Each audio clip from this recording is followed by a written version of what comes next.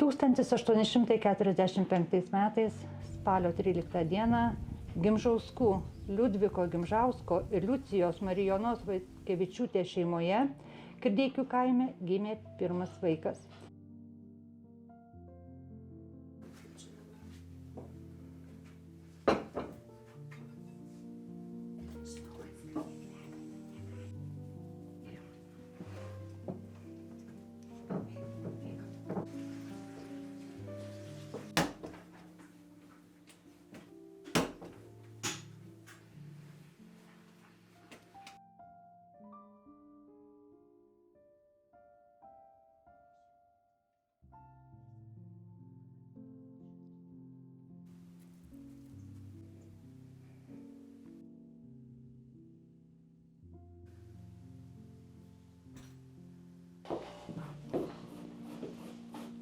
Va, pavaikščiojau po sodų, po kelionės ilgos. O tu, mama, ką darai dabar?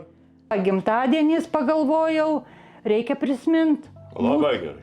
Mūsų giminės, mūsų šeimos legendų. Tu turbūt apie jų nes ir girdėjai, sūnau? Labai mielai išklausysiu. Ar girdėjai? Išklausysiu. Tau nekeista, kodėl čia minkiau, maišiau, a tešlos ir nėra? Nėra. Nu, a tešla žinai kur? Vandenį. A kodėl vandenį? Sūnau, tu gal prisėsk. Aš prisėsiu, o tu papasakok. Aš tau papasakosiu, kol tešla iškils iš vandens, aš tau papasakosiu tokių legendų. Pasakojo tavo močiutė, kad senai Gimžauskų troboj gyveno pamotė, atvažiavus su 3 savo podukrom, o toj šeimoj augo našlaitė be mamos. Pamotė podukros labai nemylėjo. Jų skriaudė, jai visokiausius darbus užduodavo ir kitaip jos nevadina, kaip tik snūdžium. A snūdžium, kad jinai kur atsisėsdavo mergaitė, tai ir užmygdavo, našlaitėlą pavargus visudų būdavo. Vienų dienų pamotė nutarė jai duoti tokį darbų. Išginė karves prie Pakasą ežerą ir dar galvoja, kas čia jai kokį darbelį padaryti. Ir sugalvoja pamotė, padarė tešlos gumulėlį ir įdavė tai našlaitėlai. Ir saka, snūdžiau, kai nuginsi karves prie Pakasą ežerą, nesėdėk dovanai. Iškepk iš šitą gumulėlę tešlos pyragų.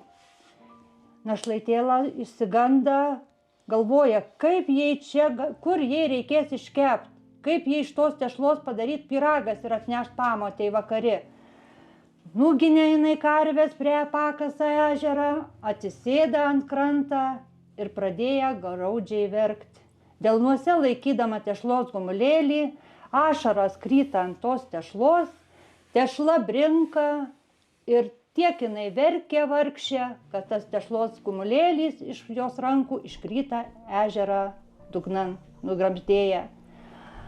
Našlaitėla dar labiau pradėjo verkti, kas jai dabar daryti, negana, kad nežino, kaip tas pyragas iškepti, bet ir tos tešlos gumulėlę neteka.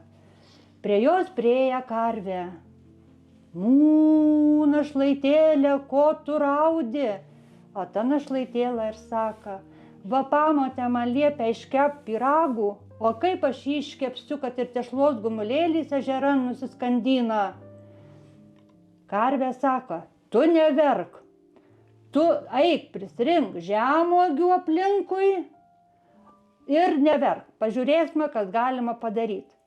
Paslenkus karvė prie bangų sumūkė mū, vandens deivės, vandens mergas, išplaukit, išgelbėkit našlaitėlas, varguolėlas, tešlos gabalėlį. Subangavę Pakasą ežerą, iš jų išnyra 2 gražias undinės mergas. Rankose laikydamas tešlos gumulėlį, gražų, tokį didelį gumulėlį, uždėję karvė ant rangų ir saka, nešk našlaitėlai, tegu kepa jinai pamotei pyragėlį. Karvė, o tuo metu mergaitė prisirinkusi žemuogių sėdėjo prie laužą. Karvė priėjo prie jos ir saka, Našlaitėla, greičiau kep pyragėlį, kol dar laikas, kad suspėtumei. Nes pareisi namo be pyragėlę, tai tau laumę kailį iškarš. Mergaitė taip ir padarė. Išsikočiojo tų tešlos gabalėlį, sudėjo surinktas žemuogės ant jo, uždėjo ant laužo ir iškepė pyragų. Pareina jinai namo, pargindama vakari karvių bandų, pamotė jau laukia jos prie tvoros ir saka, nu tai kur tavas nūdžiau pyragas? O mergaitė jai padavė šiltų, skanų, kvapnų pyragų. Laumė galvoja, nu jeigu snūdžiui pavyka, tai mano dukrom tikrai pavyks. Bet nei vienai iš 3 jos dukterų niekada nepavykdavo toks skanus pyragas. Nuo to kartą Gimžauskų traboj kiekvieni metai per didžiąsias šventes kepamas šitas pyragas. Ir jis vadinas paskenduolys. A paskenduolys dėl ką, sūnau? Dėl ta, kad jis buvo nuskandintas Pakasa ežero bangose. Bet jis paskui iškyla ir labai skanus pyragas. Tai va,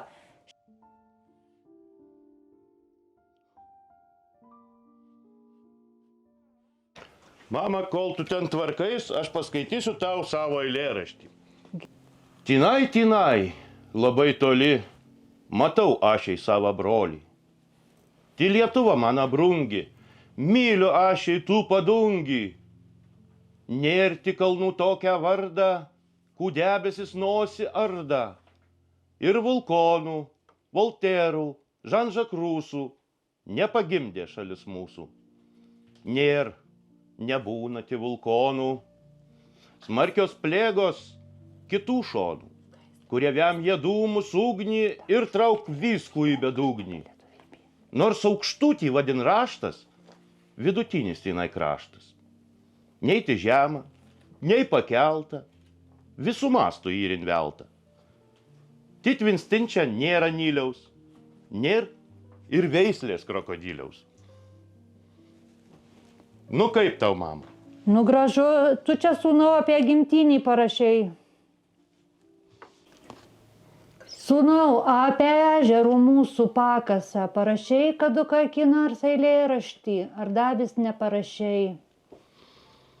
Aš tau kitokį paskaitysiu. Gerai, sūnau. Tai vadinasi Litvomano daina. Ui, girdžiu, kaip ūžia pikti priešai mano ir duoda man naują vardą Litvomano.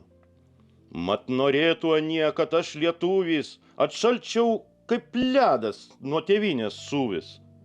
Mat norėtų anie ir tą padaryti, kad Lietuvos kalbą graban uždaryti. Piktumas jos ima, kad už ją kariaunu, tad ir Litvomano vardą už tą gaunu. Jei kožnas paukštelis čilba giesmę savo, kurią jam tėveliai dar lizde čilbavo, tai klausiu, ar dera mane pravardžiuoti, kad motinos kalbą aš noriu godoti. Jei Dievas parašė žmogui ranką savo, godok tėvą savo ir motiną savo, tai ar ir užginta tėvynę mylėti ir savo tėvelių liežuviu kalbėti.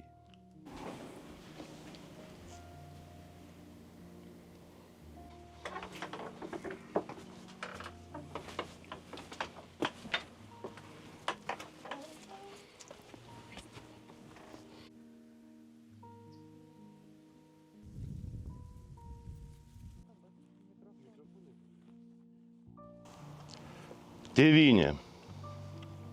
Tėvynė mano Lietuva brangiausia, myliu aš tave, myliu kuo karščiausiai.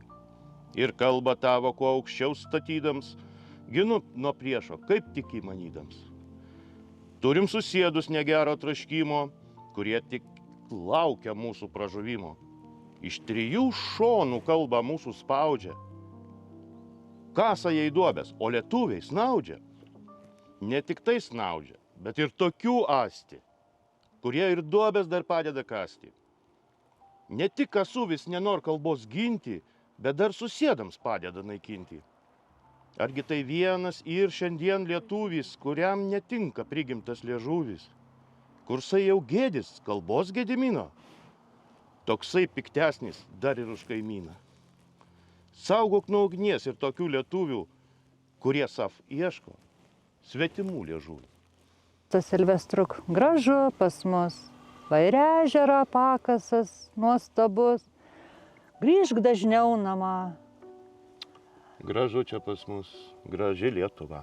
Tikrai akirdeikiai tai išvysa nuostabus. Ir žmonės, ir gamta. Tu žinai, Silvestruk, tu skaitai dabar savo posmus, bet tu žinai, aš kažkada tvarkydama tavo spintų radau keletų tavo eilėraščių. O tu atsimeni? Ar tu jau pamiršys? Nori, aš tau paskaitysiu.